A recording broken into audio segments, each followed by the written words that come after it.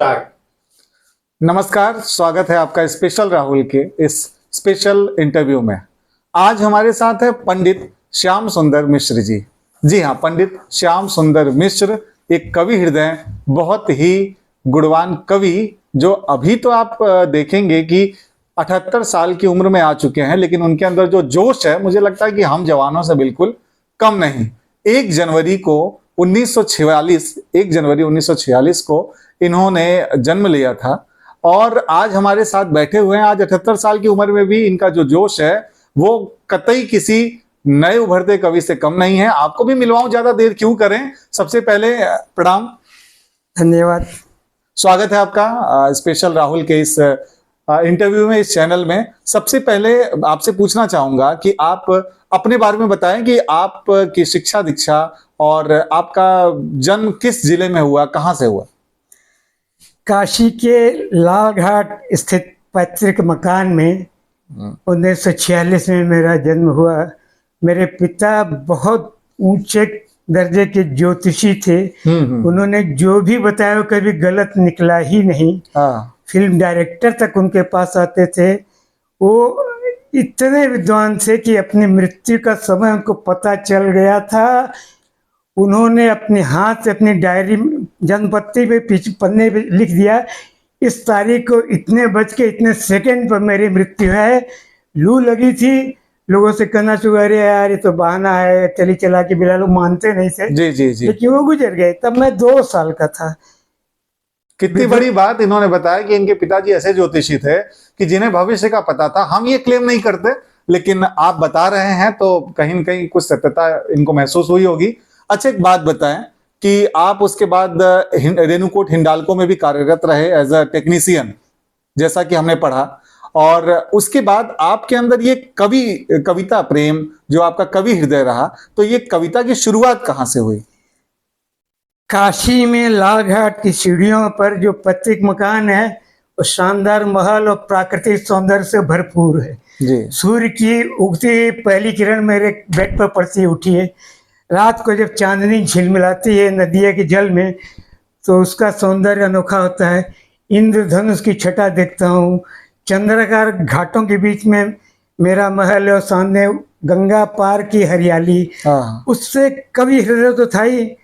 कुछ मैंने कविताएं भी ऐसे तो बंदी की थी, लेकिन 1962 में चाइना ने इंडिया पर आक्रमण किया तो युवक का जो स्वाभाविक है, पहली कविता जिंदगी की लिखी जोशीली, उठो देश के वीर जवानों, दुश्मन ने ललकारा है, आज हिमालय के प्रांगण में बरस रहा अंगारा है। हिमगिर की जिन चट्टानों से गंगा की पावन धार बही, वही चीनियों के कारण बह रही रुधिर की धारा है। भारत के सिंगों सोचो तो गीदड़ ने तुम्हें ललकारा है, कैसे तुम वीर कहते हो, क्या नहीं हिमालय प्यारा है। राम कृष्ण अर्जुन जैसे वीरों का देश तुम्हारा है, पौरुष को आज चुनौती है, ये क्यों कर तुम्हें गंवारा है। उठो देश के वीर जवानों, दुश्मन ने ललकारा है। तो क्या बात है, बहुत बढ़िया और बहुत सुंदर कविता, वीर रस से ओतप्रोत ये कविता आपने सुनाई, और ये आपकी शुरुआती कविता रही। पहली कविता 1962 में इन्होंने अपनी पहली कविता लिखी। अच्छा, आप जौनपुर से किस तरीके से संबंधित रहे, जौनपुर में आपका आना जाना रहा। मैंने काशी हिंदू विश्वविद्यालय की एडमिशन परीक्षा पास करने के बाद वहीं से इंडस्ट्रियल ट्रेनिंग सेंटर, जो इंजीनियरिंग कॉलेज BHU के अंतर्गत था, प्रिंसिपल भी हमारे M. गुप्ता ही थे। और मुझे याद आ रहा है 100% सुदामा पांडे धुबिल मेरे क्लास टीचर भी थे। तो 2 साल का डिप्लोमा होता है, उसको मिलने के बाद हिंडाल्को में मैं एम्प्लॉय हो गया एल्यूमिना प्लांट में। जी। पानी सूट नहीं किया, स्वास्थ्य थोड़ा गड़बड़ रहने लगा। मेरे एक चचेरे भाई, बड़े भाई 12-13 साल बड़े, वो हमारे घर के बगल में बिड़ला का अपना पैतृक मतलब निवास काशीवास के लिए है। तो बिड़ला जी ने सेक्रेटरी बनाया था राजा जुगल दास बिड़ला और जुगल किशोर बिड़ला, राजा बलदेव दास और जुगल किशोर बिड़ला। तो उनके सेक्रेटरीशिप छोड़ने के बाद जौनपुर में उनके मित्र ने उनको व्यापार कर दिया, अग्रवाल बंधु ने, अग्रवाल इलेक्ट्रिक कंपनी। तो बड़ी भारी फर्म थी, यूपी लेवल की थी। मेरे से भैया ने कहा, तो मेरे पिताजी मर गए थे, भाई बहन कोई नहीं था, पिताजी बड़े भैया गार्जियन थे। बोले तुम्हारा स्वास्थ्य ठीक नहीं रहता है, चाहो जी। नौकरी छोड़ के मेरे पास आ जाओ, घर के पास में रहोगे। अच्छा, मैंने नौकरी छोड़ दी, जौनपुर में बड़े भैया के साथ व्यापार में लग गया। बड़े भैया मतलब पंडित कन्हैया लाल मिश्र, अच्छा जी, जौनपुर की शायद ही कुछ संस्थाओं में जिनमें उनका प्रवेश न रहा हो, अच्छा जी, उनके संरक्षण में भी सामाजिक संस्थाओं से जुड़ा। रोटरी क्लब का भी सदस्य बना, असहाय सहायता संस्था कला जी ने जोड़ लिया।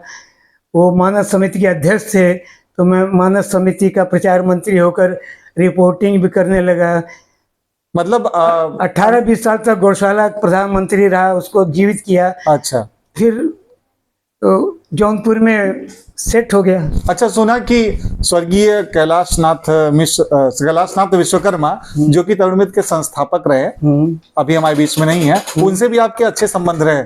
ऐसा है कि मानस समिति के जो प्रवचन हुआ करते थे, अच्छा अखबारों में नहीं के बराबर निकलते थे। जी मेरी हिंदी अच्छी थी, जी हालांकि मैं 10वीं पास हूँ, उसके बाद इंजीनियरिंग से तो साहित्य का कोई मतलब नहीं है, जी जी लेकिन बड़े भैया अध्यक्ष थे समिति के। जी। एक बार हमको कथा सुनाने लगे, विद्वान लोग प्रवचन कर रहे थे, जी, मैंने ध्यान से सुना और मेन पॉइंट को नोट कर लिया। अच्छा उसकी ब्रीफिंग मैंने अपने हिसाब से की। अच्छा वक्ता के भाव भले ही कुछ रहे हो, मैंने अपने से उसमें 4 चांद लगा के अखबारों में दे दिया, जी। तब उसमें पहले दिया। इन्होंने प्रमुखता छापा और बड़े अखबारों ने थोड़ा बहुत छापा, जी। लेकिन बॉर्डर में छापा, प्रमुखता दी। हाँ। कैलाश जी ने मेरा नाम तक दे दिया, मुझे उत्साह बड़ा किया, मेरा नाम अखबार में निकल रहा है। जी। तब से मैं धार्मिक रिपोर्टिंग, इवन आर्य समाज की रिपोर्टिंग भी मैं करने लगा। वाह, इस तरह से रिपोर्टिंग क्षेत्र में आया। एक उसका- रिपोर्टर के रूप में भी, कवि के साथ साथ एक पत्रकारिता के क्षेत्र में भी एज अ पत्रकार इन्होंने काम किया। अच्छा, कुछ बातें आगे करें, उसके पहले आपकी कोई एक प्रमुख कविता जो आप सुनाना चाहें हमारे दर्शकों को, तो वो कविता पहले एक हो जाए, उसके बाद आगे बात करेंगे। ऐसा है कि बचपन में तो हर तरह की, हर क्षेत्र की कविताएं लिखी। जी। जब आदमी युवा हो जाता है तो प्रेम, सौंदर्य, विरह, दर्द, सब भावनाएं उमड़ती रहती हैं। जी जी तो मैं परिस्थितिवश उत्तर काशी गंगोत्री काशी मुगल ट्रस्ट का प्रबंधक नियुक्त किया गया था। जी तो उत्तर काशी में मैं जब काशी मुमुक्ष भवन का प्रबंधक था, तो विशेष कार्य नहीं था, कविताएं लिखता रहता था। मेरे दिमाग में आया कि सौंदर्य की उपमा लोगों ने अपने अपने ढंग से दी है। जी बिल्कुल, लोग कहते थे तुम्हारा मुंह चंद्रमा जैसा है, हाँ चाल नागन जैसी है, जी बाल मेघों जैसा है। जी, जी। मुझे संतोष नहीं हुआ। मैंने कहा किसी भी चीज में क्लाइमेक्स 4 चांद लगा देता है, ये क्लाइमेक्स नहीं है। सूर्य की तुलना कोई करना चाहे, हाँ। मरकरी से, हाइड्रोजन से कर ही नहीं सकता, कर ही नहीं सकता। अतुलनीय है। तो मेरे दिमाग में आया, मैं धारा ही उलट दी। तुलना छोड़ो, एक संपूर्ण सौंदर्य, चाहे वो प्राकृतिक मान लीजिए चाहे मानवीय मान लीजिए, उस परम सौंदर्य से शिष्य ने भीख मांगी तब वो कायम है। क्या भूमिका कितनी बढ़िया बताई। अब सुनते हैं कविता को आगे। जी तो बस विचार है, भावना का पुतला होता है, कभी मैंने लिखा जी उस सौंदर्य को इंगित करके। जी चंचलता तुमने ही दी है इन इछलाती सरिताओं को, हाँ। तुमने ही मस्ती दे दी है फागुन की मस्त हवाओं को। वाह, तुमसे ही मांगी थी खुशबू, फूलों ने झोली फैलाकर, हाँ। और कलियों ने मोहक मुस्काने तुमसे ही मांगी थी। क्या बात। मधुकूक कोयलिया ने मांगी, मदिरा ने खुमारी मांगी थी, हाँ, बुलबुल ने मिन्नत कर कर के आवाज तुम्हारी मांगी थी। मांगी थी। वाह, अलहरता नदिया ने मांगी, मौजों ने रवानी मांगी थी, रंभा ने दामन थाम तेरा थोड़ी सी जवानी मांगी। क्या बात। तितली ने तुम्हारे रंग लिए, मधुलिया परागों ने तुमसे मधोश लिपटना सीख लिया, चंदन के नागों ने तुमसे। हाँ, क्या बात। पंकज ने तुम्हारी कोमलता, अलियों ने मांग लिया गुंजन, हाँ हाँ, और कजरारे मेघों ने मांगा नैनों को तुम्हारे अंजन। वाह, पपीहे ने पी का मंत्र लिया, चातक ने तुम्हारी एक लगन, और उन्मत्त कपोती ने सीखा तुमसे ही प्रणय का आमंत्रण। क्या बात। हंसों ने चुराई चाल तेरी, और मदमस्त मोरनी ने नर्तन, सारस ने प्रियतम की खातिर तुमसे ही लिया दीवानापन। वाह वाह, चंदा ने सुंदरता मांगी, तारों ने चमक चुराई थी, और सूरज ने मांगी दोपहरी, वो तेरे ही तरुणाई थी। वाह। बिजली ने तड़पना सीखा था, बादल ने नीर बहा जाना, और सागर की सीपी ने तेरे आंसू की बूंद चुराई थी। जो सीपी जी जी मोती बन जाता है बन सीपी। जाता। लहरों ने मचलना सीखा था, मछली ने सिर्फ फिसल जाना, शम्मा ने ज्वाला मांगी थी, शलभों ने सीखा जल जाना। चल जाना। रत्ती ने मांगी थी अंगड़ाई, नैनों की थोड़ी सी हला, मधोश हमें हो जाने दो, छलका दो अधरों का प्याला, अधरों का छलका दो प्याला। अधरों का प्याला। वाह क्या बात है, बहुत सुंदर कविता। ये इतनी सुंदर सी कविता अगर हमारे दर्शक कहीं सुनना या पढ़ना चाहें तो क्या ये कहीं पे प्रकाशित या कहीं पर है? हाँ, मेरी एक काव्य कृति अंतर्मन, जिसमें सन 62 से आज तक की लिखी हुई कविताएं हैं। जी कोई विधा ऐसी नहीं है जिसको मैंने छोड़ा हो। जी 9 रस होते हैं काव्य में। घृणा रस मैंने तो नहीं सुना था, बीभत्स सुना था। मैंने घृणा रस में भी क्लाइमेक्स उड़ेल के रख दिया है। वो सुनाने की बात नहीं है, काव्य कृति में आप लोग पढ़ लेंगे, कभी छपेगी तो। क्योंकि साहित्यकार इतना रईस होता हो, जरूरी नहीं कि कविता किताब छपेगी तो उसका आनंद आपको मिलेगा। अच्छा, एक प्रश्न जरूर पूछना चाहूंगा, वैसे मैं बहुत छोटा हूं ये पूछने के लिए, लेकिन इतनी सुंदर रचना आपने की सौंदर्य को लेकर के, तो मैं इसको जरूर पूछना चाहूंगा कि ये आपके जीवन में ये अनुभव, प्रेम का इतना सुंदर अनुभव कहाँ से प्रभावित हुआ? आप कहाँ से प्रभावित हुए इससे? भावनाएं हर व्यक्ति के हृदय में उमड़ती हैं। जी हर आदमी रोना गाना जानता है, जी लेकिन उसको सलीके से प्रस्तुत करना हर किसी के बस की बात नहीं है। बात नहीं है। वही कर सकता है जिस पर ईश्वर की कृपा हो। मेरी शैक्षणिक योग्यता भी बहुत नहीं है, जी मैं व्याकरणाचार्य भी नहीं हूँ, जी लेकिन जब भावना उमड़ती है तो ईश्वर ने कुछ शक्ति दी है। मैं उसकी सेटिंग क्लाइमेक्स के हिसाब से करता हूँ, हल्कापन आने नहीं देता। इसीलिए संभवतः लोग पसंद भी करते हैं। और इसीलिए कहा जाता है ना कि जहां न पहुंचे रवि वहां पहुंचे कवि। अच्छा, एक और मैंने सुना था आपके बारे में कि आपने ईश्वर को कुछ कहा है अपने तरीके से कविता के रूप में, तो वो कविता क्या हम सुन सकते हैं आपसे अभी? जरूर जरूर। जी ऐसा है कि मैं बहुत सी धार्मिक संस्थाओं से जुड़ा था, जी आध्यात्मिक किताबें भी पढ़ता था, ईश्वर के प्रति गहरी आस्था भी है। और कहना तो नहीं चाहिए, अहंकार होगा, ईश्वर ने क्षण मात्र के मुझे प्रत्यक्ष दर्शन भी दिया है, जी तो मैं उसका उपकार बहुत मानता हूँ। और मेरा दृढ़ विश्वास है कि जिसकी ईश्वर पर अटूट आस्था है, उसको अगर वो कष्ट भी देता है तो उसमें उसका कल्याण निहित है। जी भले हम समझ न पाए, लेकिन अपने भक्तों का कल्याण ही करता है परमेश्वर, बशर्ते उसके दिल में विश्वास हो। विश्वास हो। जी तो उसी पॉइंट को लेके मैंने सोचा कि रास्ते में एक पत्थर पड़ा रहता है, ठोकर खा रहा है। जी अगर कोई मूर्तिकार ले जाके एक छेनी या तौड़ी से उसको भगवान शंकर के रूप में परिवर्तित कर देता है, तो हर हर महादेव, उसको दूध चढ़ता है, फल मेवा चढ़ता है, उसका तो कल्याण हो गया। जी जी सोना है, सिल्ली के रूप में है, बिस्कुट के रूप में, कोई वैल्यू मतलब कोई उपयोगिता नहीं है, लेकिन उसी का जब गहना बन जाता है, अलंकार बन जाता है, तो वो निखर जाता है। जी लेकिन गहना बनाने के लिए उस सोने को, सिल्ली को तपाता है, गलाता है।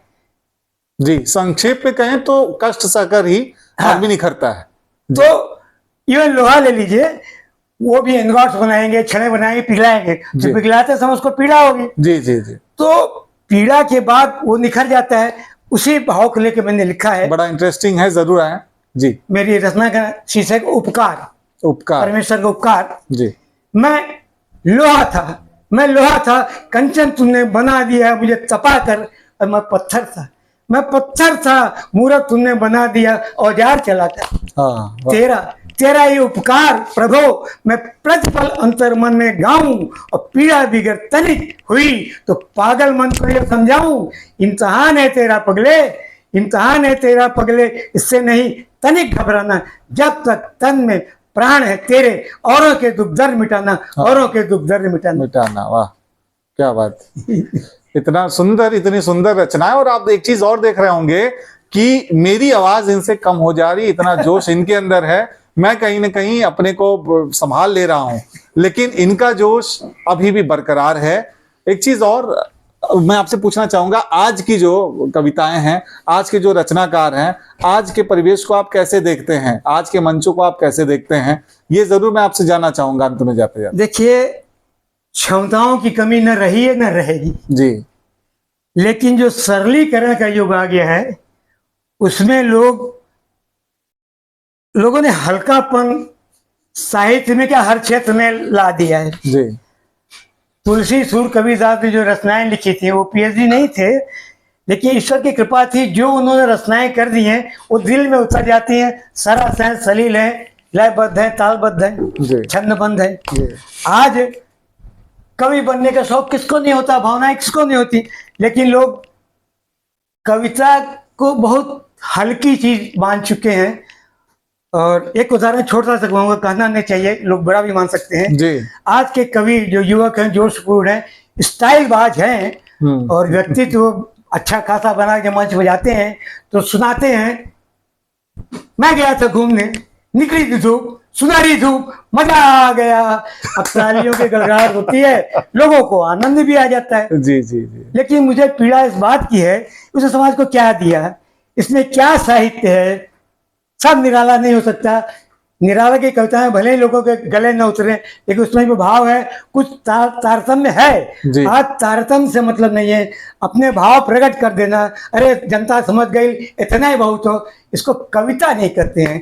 तो मुझे पीड़ा हुई, तो एक सुनाना शायद ठीक है कि नहीं, लेकिन 4 ही लाइन बताता हूँ। हाँ जी, छोटा उससे सा। पीड़ित होकर मैंने लिखा है, हो सकता है नई कविता वालों को बुरा लगे, लेकिन कट हो सकते हैं, सुनिए। नहीं बताएं, बिल्कुल।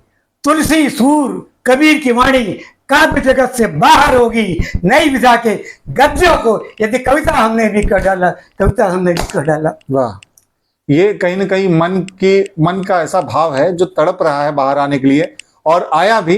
अच्छा, प्रकाशित हुई पुस्तकों में आपके एक का नाम जो मैं जानता हूँ, शायद ये अमेजॉन पे भी है, मानव की शारीरिक ऊर्जा, शायद ये नाम सही है।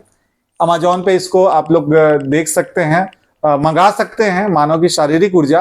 और एक पुस्तक है आपकी, उसका नाम कृपया आप हमारे दर्शकों को बताएं। गोवंश की कुछ ऐसे करके एक पुस्तक है आपकी। अब गोवंश के बारे में एक प्रतिनिधि कविता मैं अपनी कह सकता हूँ। अच्छा। क्योंकि जौनपुर में 20 साल तक जौनपुर गौशाला का सेक्रेटरी यानी प्रधानमंत्री के रूप में रहा। जी जी। गो सेवा के बहुत अनुभव हो गए हैं। उत्तर प्रदेश गौशाला संघ ने भी मुझे सन 90 में अपना सदस्य चुना था। जी जी। देश की कई गौशालाओं का मैंने भ्रमण किया। जी। मुझे पीड़ा हुई कि गोवर्धन, गोकुल, मथुरा से भी हर हफ्ते गोवंश कटने के लिए जाता है। जी। जब मैं कोशी कला गया तो पता लगा हरियाणा, राजस्थान, पंजाब का बॉर्डर है। हर हफ्ते 20-21 तक गोवंश कलकत्ता बूचड़ खादों, मुंबई के देवनार कतल खाने की ओर जाता है, तमिलनाडु की ओर जाता है। जी जी। बड़ी पीड़ा हुई, गोसेवी था, भावुक था। मैंने कहा हे भगवान, हिंदुस्तान में इतना गोवंश कट रहा है, क्या होगा इस देश का। मन एकदम खिन्न हो चुका था। तब तक पद्मश्री काका हतसी के बोर्ड देखा, मेरे दिमाग में अचानक गूंजा कि पद्मश्री हैं, जो भी लिखेंगे जनता प्रभावित होगी। भले ये काव्य व्यंग के महारथी है, हास्य व्यंग के महारथी हैं जी, लेकिन ये कुछ लिखेंगे तो बदलाव आ सकता है। जान पहचान तो थी नहीं। मैं पहुंच गया, काकी मिली, दंड प्रणाम किया। काका हैं, काका सोचे कि कवि सम्मेलन के बुलाने आया हुआ। कहाँ से आया? मैंने कहा मैं जौन कुछ धरती से आ रहा हूँ, या शिवपाल सिंह चेम और रूपनारायण त्रिपाठी जैसे हस्तियाँ हैं। वो कह रहे रूपनारायण गजब का आदमी, बहुत जॉली फेलो है, बहुत दिन से मुलाकात। अरे कहा मुलाकात क्या होगी, वो तो डेथ बेड पर है। अरे बीमार है तभी। अच्छा, ये पोस्टकार्ड पकड़िए। उसमें लिखा था, मिला निमंत्रण आपका, धन्यवाद श्रीमान, किंतु हमारे हाल पर तनिक दीजिए ध्यान, तनिक दीजिए ध्यान। काकी का ऐसा बहुत कर चुके, प्राप्त प्रतिष्ठा, पदवी, पैसा, खबरदार अब कब सम्मेलन में मत जाओ, लिखो पुस्तकें, हाथ बैंक के फूल खिलाओ। हमने कहा काका हमको क्या दे रहे हो, आप कभी सम्मेलन के बुलाने आएंगे।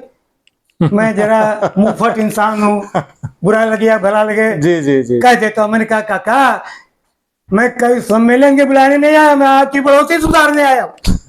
अच्छा। आ गए काका हाथरसी से इन्होंने कहा कि मैं आपकी बुढ़ौती सुधारने आया हूँ। पहली मुलाकात में ऐसा वो घबरा गए। मैं काका बुरा मत मानिएगा, मैं जौनपुर गौशाला का सेक्रेटरी हूँ, उत्तर प्रदेश गौशाला संघ का सदस्य हूँ। अपने फर्ज को समझते हुए गौशालाओं के भ्रमण पर आया। बड़ी पीड़ा हुई कि आज जैसी हस्ती के रहते हुए ब्रजमंडल गोवंश कटने जा रहा है। आता भी ब्रजमंडल आता, जी, आप जी, लोग क्या कर रहे हो? तो काका बड़ी बेबसी, पंडित जी क्या करें, नेहरू जी गांधी जी प्रयास कर गए, विनोबा अनशन करते करते मर गए। अरे काका हमको मत समझाइए, आप मेरी एक बात सुन लीजिए। हम गौ माता कहते हैं, जय गौ माता खूब पूजा करते हैं, आरती करते हैं, लेकिन जब गाय दूध देना बंद कर देती है उसको बेच देते हैं, चाहे कटे चाहे मरे चाहे डंडे खाए। आपकी माँ बीमार पड़ती है निकाल देते हो? जी, नहीं, उसको माँ मानते हो। इसको माँ मानते नहीं हो, जय गौ माता नाटक करते हो, सीधी सी बात। तो पंडित जी इंसान स्वार्थी है। मैं गाय की दो बातें बताओ, एक तो गाय की इंपॉर्टेंस बताता हूँ, दूसरे आध्यात्मिक पहलू बताता हूँ। बोलिए। इनका गौ सेवा का जो प्रेम है वो कहीं न कहीं भर भर के बाहर आ ही रहा है।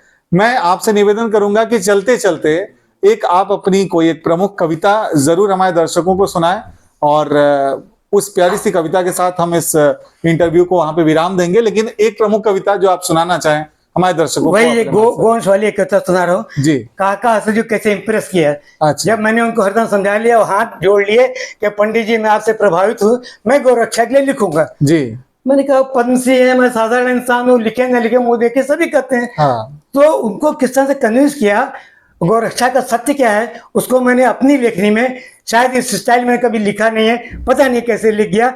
वो प्रभावशाली कविता है, आपके दिल को छू लेगी निश्चित। सुनिए। जी, मैंने लिखा, सन 90 की फरवरी 12 थी तारीख, पहुंच गए मैं हाथरस काकी समय दिख तो दंडोत बजाए हो, काका है मौजूद यही शोभाशीष पाए।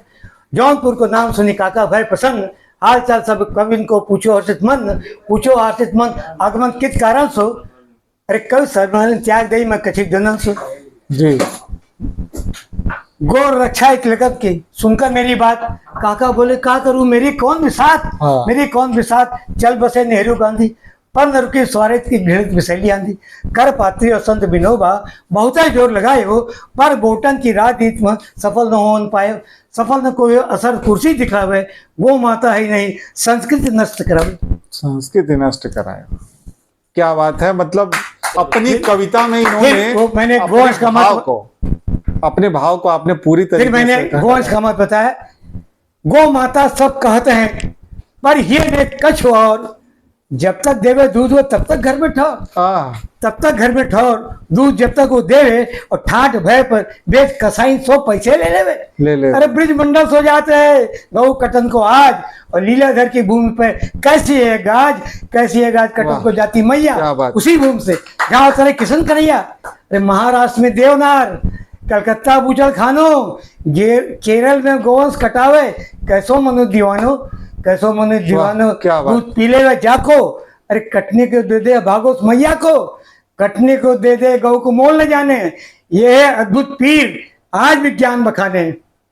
अमेरिका की कैलिफोर्निया विश्वविद्यालय के वैज्ञानिकों की टीम ने सोचा भारतीय गौ दूध को अमृत कहते हैं, हम बिना टेस्ट के नहीं मानेंगे। गंदी चीज गोबर को शुद्धता का प्रतीक मानते हैं, तो उनके टेस्ट में से सफल रहा।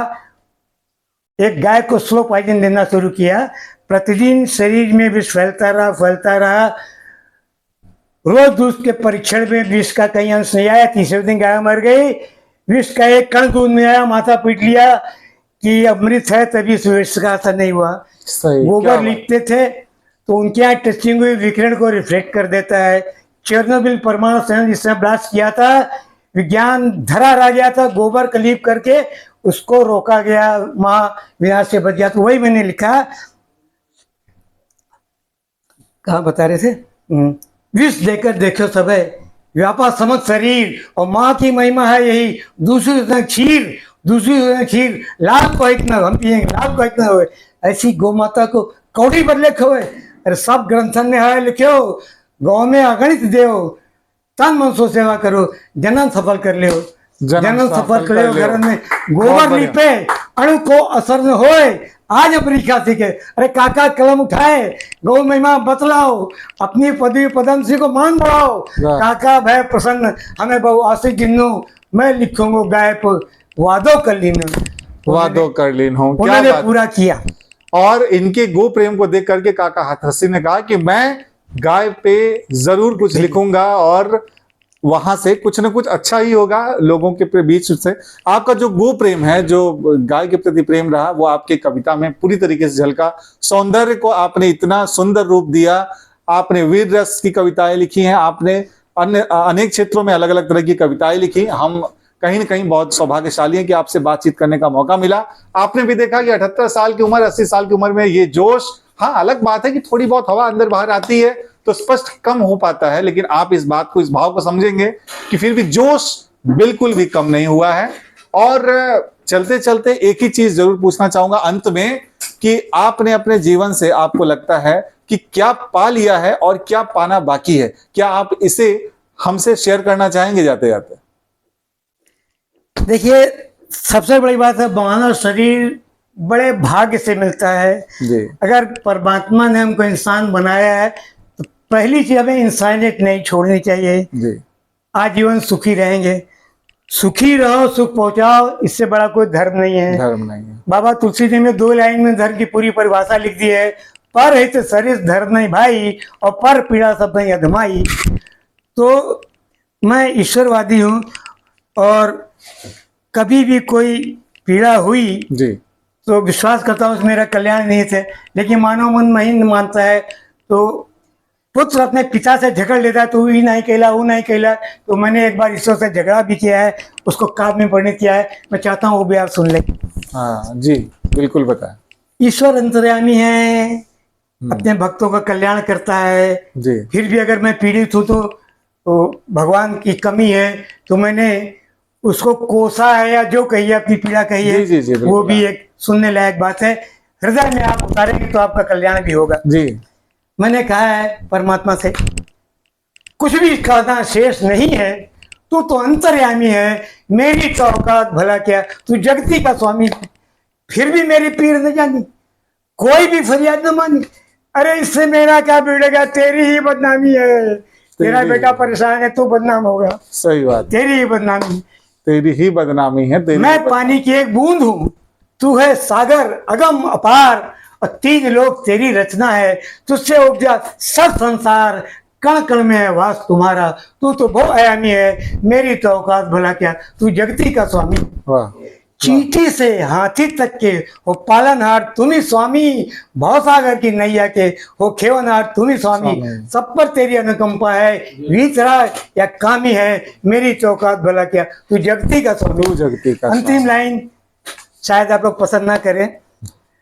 लोग कहा करते हैं जब कर्मा तू कर लिया तो ही ना भगवा, और क्या भोगी। ना स्वागत ठीक है, सही बात है, स्वाभाविक है। लेकिन हमारे धर्मशास्त्रों में लिखा है, उसकी मर्जी की मेरा पता नहीं हिल पाता। हाँ। अरे जो मैंने किया है तो तुमने कराया है, मैं कहाँ दोषी हूं। तो मैंने लिखा, पत्ता तलक नहीं हिल पाता, हे बिन मर्जी के हे करतार, कि कैसे मैं अपराधी हूँ।